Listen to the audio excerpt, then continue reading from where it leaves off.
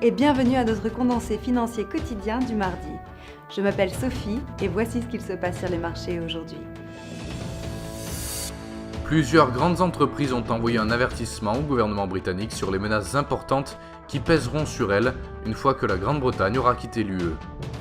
Le yen japonais était en hausse lors d'échanges rares avant les vacances, alors que les traders cherchent des indices sur la réaction possible des autres actifs en cas d'événement majeur.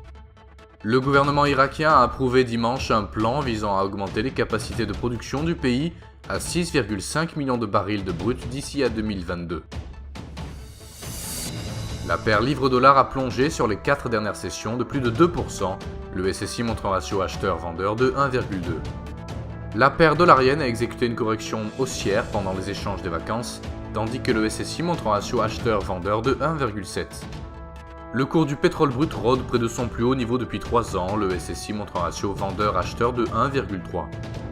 Le cours de l'or s'est échangé latéralement sur la dernière session, nous voyons un ratio acheteur-vendeur de 2,4 d'après le SSI. Le PMI Manufacturier de Market pour la Grande-Bretagne à 8h30 GMT, le PMI Manufacturier de Market pour la zone euro à 9h GMT et le stock hebdomadaire API de pétrole brut aux États-Unis à 20h30 GMT.